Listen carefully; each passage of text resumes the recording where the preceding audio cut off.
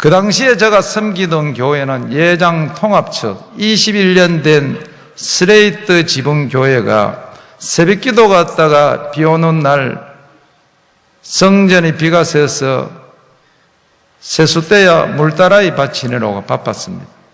이런 교회를 보면서 하나님 앞에 제가 기도를 했습니다.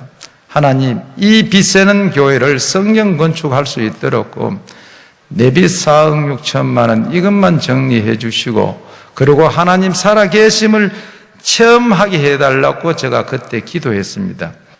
그때 간절하게 기도하기를, 하나님, 저희 어망에 설치되어 있는데 고기를 한번 보내주면 모든 문제가 끝이 날 수 있는데 하나님 고기 들어가게 할 수 있도록 하나님 성령으로 역사하여 주시옵소서, 그렇게 기도했습니다. 그때 방어고기 한 마리가 1m 20, 무게가 15kg, 즉 다시 말하면 초등학생 1학년 크기만 방어가 방어 5,000마리가 정치 어망으로 들어가려 하면은 한꺼번에 5,000마리가 팍 걸리는 거 아닙니다. 들어갈 때는 한 마리씩 밖에 못 들어갑니다. 1차에 2,500마리를 이빠이 배 두 척에 가득 세례 때려 싣고 바닷물 위에 잠겨져 갔습니다. 그래서 영도 강구 수협에 한 마리 경매가가 얼마냐? 16만 9천 원. 2,500마리가 4억이 나왔습니다. 그리고 2차에 2,500마리를 이빠이 세례 때려 싣고 억가가 많이 떨어져서 1억 6천만 원, 하루 새벽 아침 얼마냐? 한 탕에 5억 6천만 원, 11조 5,600만 원 드리고 그 당시에 저희 빚 4억 6천만 원 빚 갚고 나니까 돈이 한 푼도 안 남았습니다.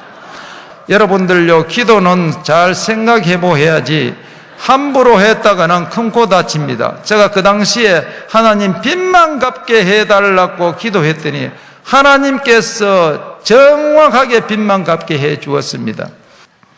그러고 나서 정확하게 방어 5,000마리 잡고 나서 한 달 만에 대형 민쿠고래가 자를 재보니까 5m 30, 봉고차 스타렉스 둘레만한 버스 많은 개가 저희 정치 어망으로 들어와서 중간에 낑겨 가지고 앞바꾸도 뭐하고 뒷바꾸도 뭐하고 고래가 코를 골면서 씩씩거리면서 자불고 있었습니다. 그래가지고 끌고 와가지고 얼마냐? 성탄절 지나고 나면 한 달 만이니까 구정연휴입니다. 구정연휴는 전국 수협에 경매를 하지 않습니다. 경매가 이루어졌으면 한 1억 2천만 원 정도 받을 낀데 비공식적으로 5천만 원, 11조 5,600만 원, 1억 600만 원 가지고 시작이 반이라고요. 교회 건축 곧바로 했습니다. 14년 전에 1억 600만 원 가지고 교회 건축을 하신다고 생각하십니까? 중간에 건축하면서 돈이 많이 모자랐습니다.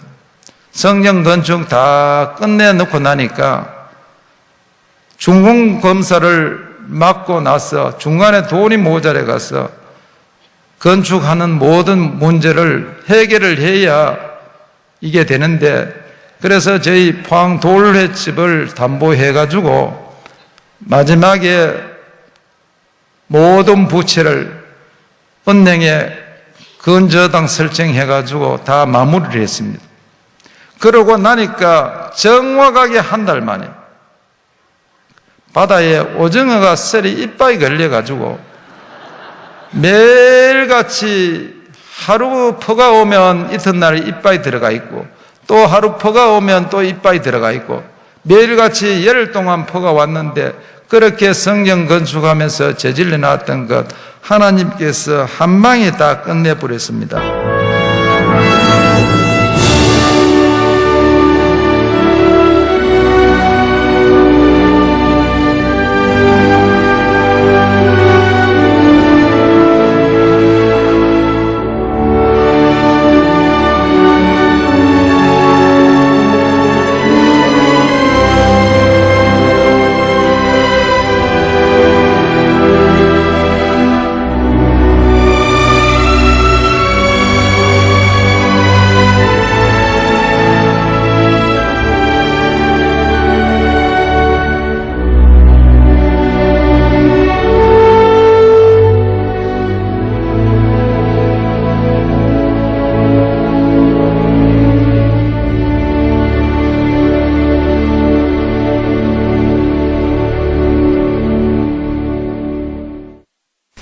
저는 기적 앞에서 나를 보라, 그런 제목으로 하나님의 말씀을 전하겠습니다.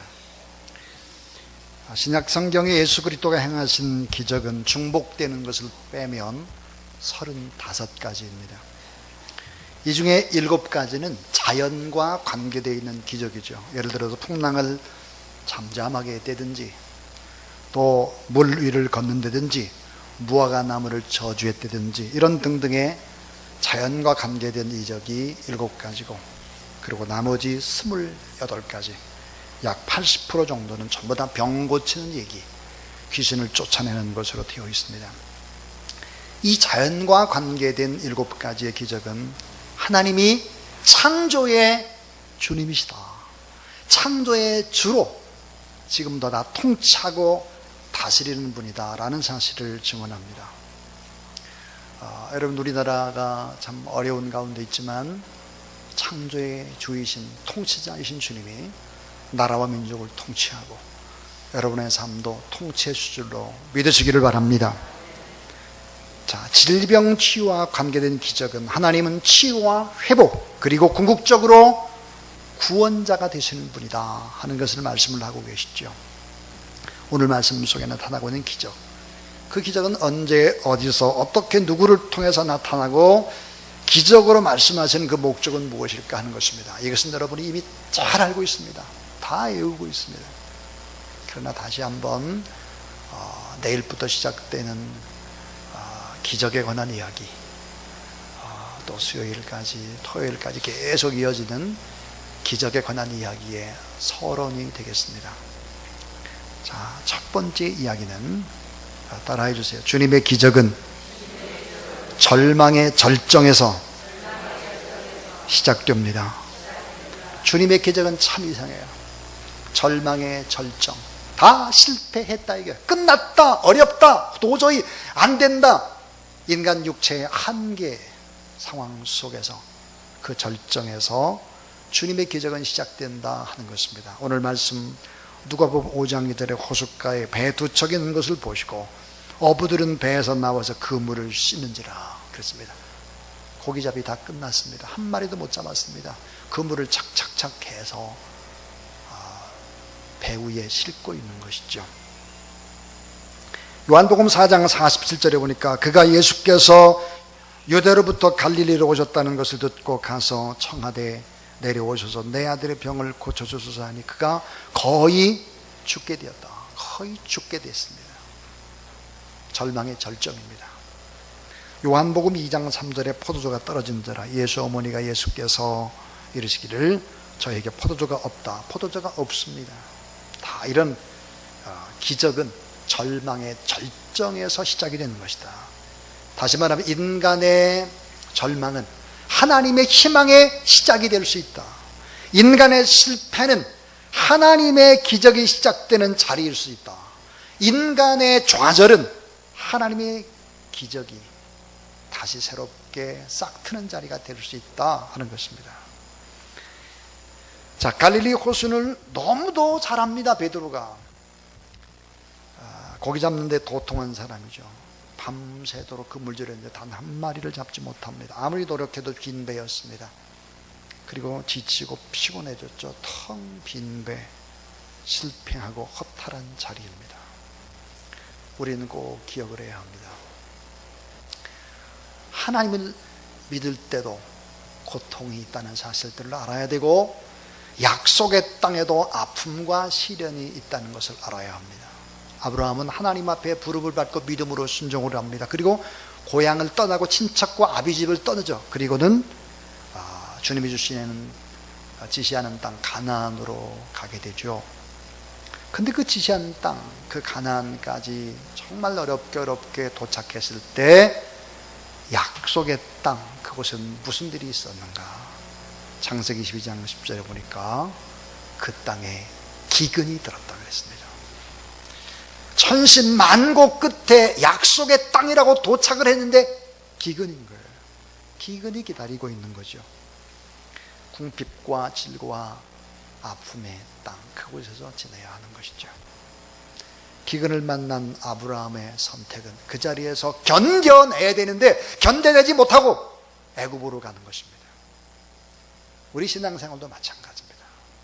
기근과 어려움과 실망과 절망과 고통의 절정에 있다고 할지라도 끝까지 믿음으로 견뎌내는 그런 여러분이 될 수 있기를 주의 이름으로 축원합니다.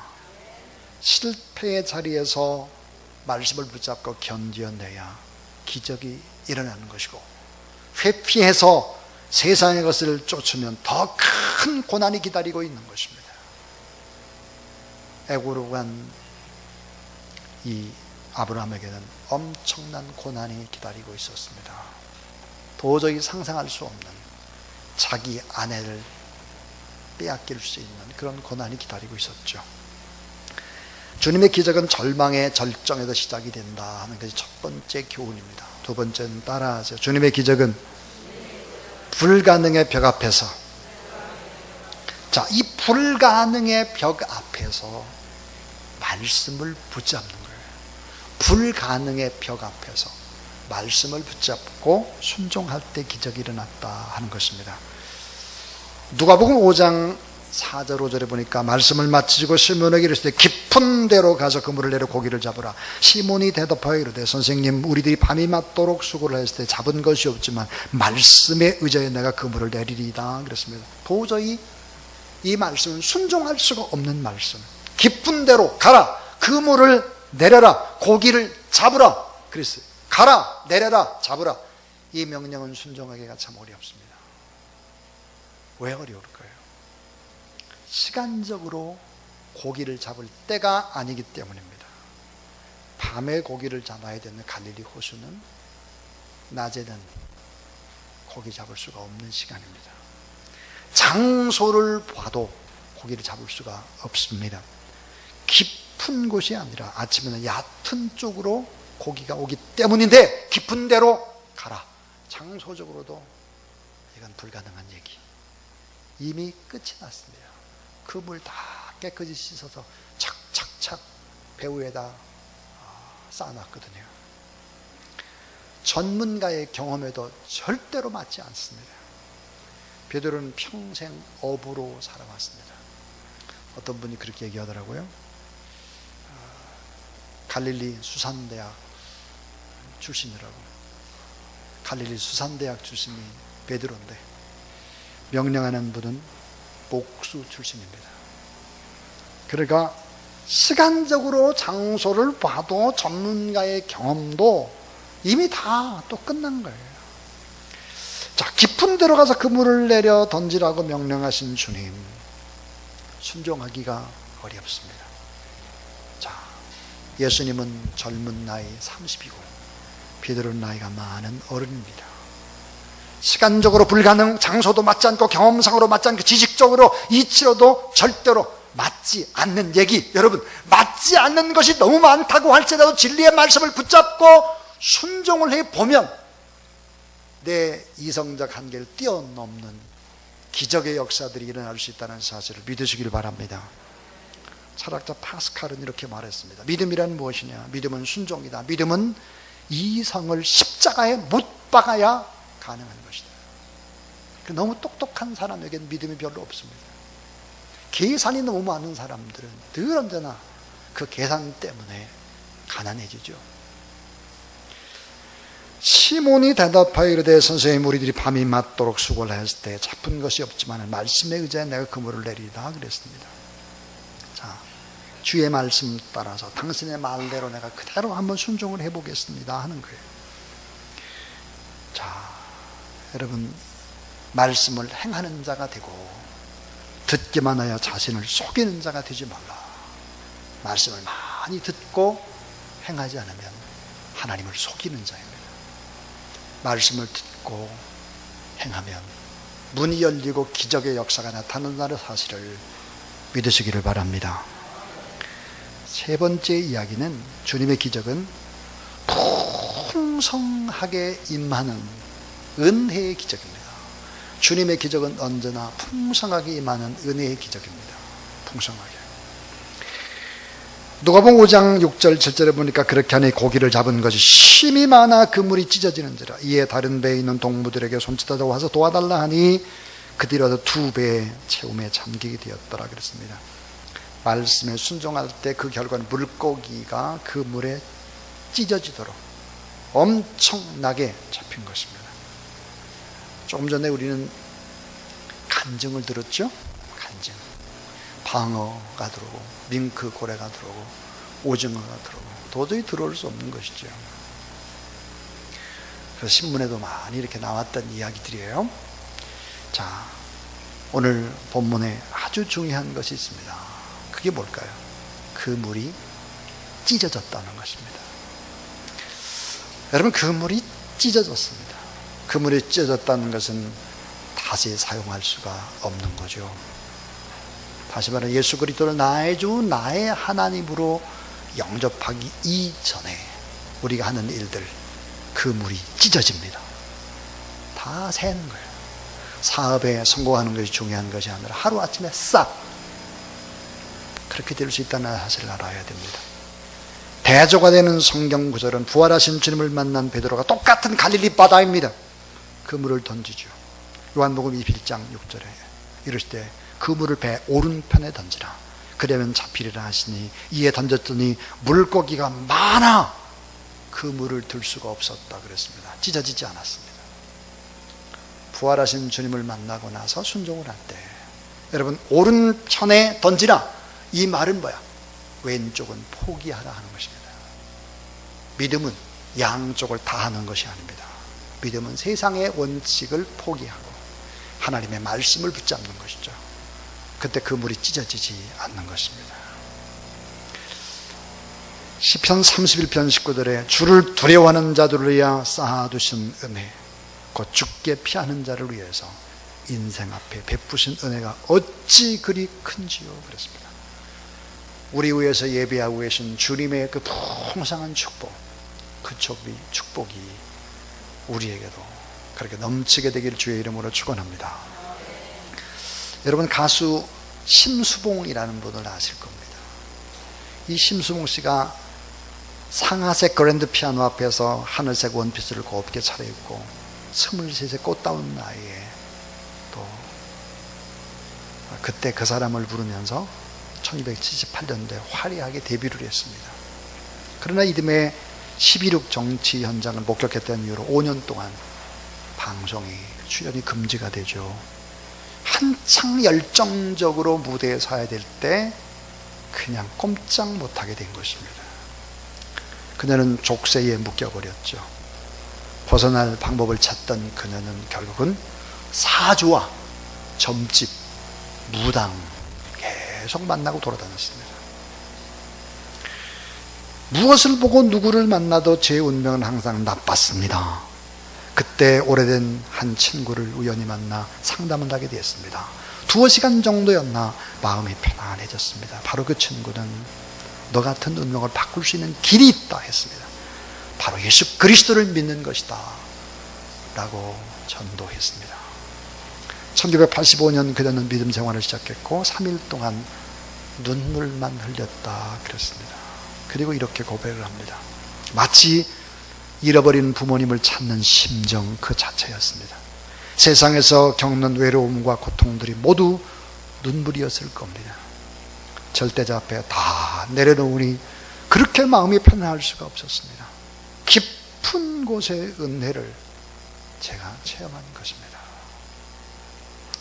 이 같은 기쁨을 나누기 위해서 그녀는 홈페이지에다가 자기 이름을 따서 수봉복음, 심수봉을 해요. 수봉복음을 개설했습니다. 거기에 이런 글이 있습니다. 제가 가수이다 보니 11조 액수가 클 때가 많습니다. 자랑하고 싶은데 우리 교회는 헌금 봉투에 이름을 밝히지 않습니다. 순간 서운한 생각이 들었습니다. 하지만 바로 회개했습니다. 제가 바로 철두철미하게 계산된 신앙생활을 하고 있는 바리새인의 모습이었기 때문입니다. 이 심수봉 씨가 앙코르를 받을 때, 앙코르 할 때 마지막으로 부르는 노래가 찬양이 나 같은 죄인 살리신이라고 합니다. 나 같은 죄인 살리신 주 은혜 놀라워. 여러분, 오늘 이 본문 속에서 우리는 주님의 은혜를 봐야 합니다. 베드로가 한 일은 자기의 모든 지식이나 경험을 꺾고 깊은 데로 그물을 내리는 것밖에 없죠. 근데 풍성하게 잡혔습니다. 오늘 여러분의 삶을 한번 돌아보십시오. 예수 그리스도를 믿고 난 이후에는 은혜 아닌 것이 없습니다. 어떤 사고를 만났습니까? 질병을 만났습니까? 또 여러분 어떤 큰 피할 수 없는 그런 상처를 당했습니까? 이 모두 다 예수 그리스도 안에는 축복이 될 수 있음을 믿으시기를 바랍니다. 저는 종종 우리 선교사님들을 생각합니다. 캄보디아에 가 계신 강은교 선교사님이나 이영구 선교사님이나 또 이종보 선교사님이나 우리 최예순 최반석 선교사님 다 그렇습니다. 그들이 정말 실패하지 않았다면, 그들이 정말 질병에 걸리지 않았다면 선교사가 됐을까? 되지 않았을 것입니다. 오늘 여러분 마찬가지예요. 여러분의 돈이 한 100억, 50억 있고 몸도 건강하고 그러다면 아마 세상으로 나가는 사람들이 부지기수일 것입니다. 그러니까 오히려 실패하고 질병에 걸리고 한계 상황을 맞이하는 거지. 그때 당시에는 몰랐지만 그 질병도 기적이고 실패도 기적이라는 사실들을 지금은 인정을 합니다. 저는 꼭궁에서 예배가 끝나면, 우리 3부 예배 끝나고 나면 집에 이렇게 들어갈 때 보면 금방 꼭궁에서 주일 이 예배를 듣고 나서 문자가 옵니다. 목사님 이런 것이 말씀이 너무너무 좋았습니다. 참 감사합니다. 아프리카에서도 옵니다. 콜롬비아에서도 옵니다. 여러분 지금 생방송으로 듣지만 다른 사람은 다 그렇게 듣고 있죠. 그 사람들 다 변화된 사람인 거죠. 다 은혜 안에 있는 사람들입니다. 자, 그래서 주의 은혜가 그리스도 예수 안에 있는 믿음과 사랑과 함께 넘치도록 풍성했다. 디모데전서 1장 14절에 바울의 고백입니다. 이제 마지막 네 번째 얘기입니다. 따라하세요. 주님의 기적은 은혜 앞에서 변화되는 기적이다. 자, 이런 변화됩니다. 주님을 만나면 큰 은혜 기적은 아름다운 변화에 있습니다. 인생관도 가치관도 세계관도 다 바꿔지는 거죠. 이 베드로는 예수님에 대한 고백이 달라집니다. 처음에는 선생이여 그러다가 나중에는 엄청난 기적을 보고 난 다음에 주여 그렇게 부르죠. 축복관이 달라집니다. 그는 어부였습니다. 이제는 주님을 따르는 주님의 제자가 되죠. 고기를 많이 잡는 것이 축복이었지만 지금은 이제 사람을 얻는 것이 축복입니다. 그러니 베드로는 훗날 로마에까지 가서 복음을 증거합니다. 로마 복음을 증거하다 십자가에 거꾸로 매달려 죽게 되는데, 이 베드로가 로마에 가서 설교했던 그 설교를 통역가였던 마가가 성령의 인도함 따라 기록한 것이 바로 마가복음입니다. 이 마가복음은 베드로의 대부분이 설교인 것이죠. 축복관의 변화입니다. 그 다음 또 하나는 나 자신을 바라보는 정체성의 변화죠. 주여 나는 죄인입니다 라고 고백을 하는 것입니다. 늘 언제나 자기만 옳고 당당하고 그 엄청난 자존심을 내세우고 그랬던 사람이 저는 죄인입니다. 성경에 보니까 사울이 바울이 되지 않습니까? 사울의 이름의 뜻이 뭡니까? 스스로 큰 자입니다. 난 스스로 큰 자. 바울은 주 안에서 작은 자라는 뜻이죠. 이렇게 바뀌는 겁니다. 또 하나는 사명의 사람으로 바뀌는 것이죠. 오늘 말씀에 놀라운 기적은 누가복음 5장 10절과 11절입니다. 세베대 아들로서 시몬의 동업자인 야고보 요한도 놀랐습니다. 예수께서 시몬에게 이르시되 무서워하지 말라. 이제 후로는 내가 사람을 취하리니. 여러분 따라하세요. 그들이 베드로를 육지에 대고 모든 것을 버려두고 예수를 따르니라. 모든 것을 버려두고 예수를 따랐다 그랬습니다. 가족의 생계를 책임져 주던 배도 버리고 주님을 따르는 결단의 사람이 된 것이죠. 예수님의 기적이 베드로를 이렇게 변화시킨 것입니다. 베드로의 마음 안에 엄청난 기적을 주님이 담아 놓으신 것이죠. 주님의 제자가 되어 고백하고 또 기적의 체험은 대단히 중요한 하나님의 능력 앞에서 겸손히 나는 죄인이다 그렇게 고백을 합니다. 하나님을 만난 사람들의 고백이 뭘까요? 나는 죄인이다 고백하는 것입니다. 따라하세요. 주여 나를 떠나소서. 나는 죄인으로소이다. 이렇게 고백할 때 예수께서 시몬에게 이르시되 무서워 말라. 이제 오르는 내가 사람을 취하리라. 먼 동이 트는 아침에 갈릴리 바다는 어제와 똑같이 철썩철썩거리고 있었습니다. 바닷가의 주님과 베드로 둘 사이에 나누는 대화를 하늘에 계신 하나님은 다 듣고 계셨죠. 그날의 바닷가는 옛날의 바다와 전혀 다른 새로운 바다였습니다. 소명과 사명을 잊을 수 없는 증인의 바다였기 때문입니다. 사랑하는 여러분, 주님의 기적이, 이런 아름다운 변화가 여러분의 삶 가운데 넘치게 되기를 주의 이름으로 축원합니다.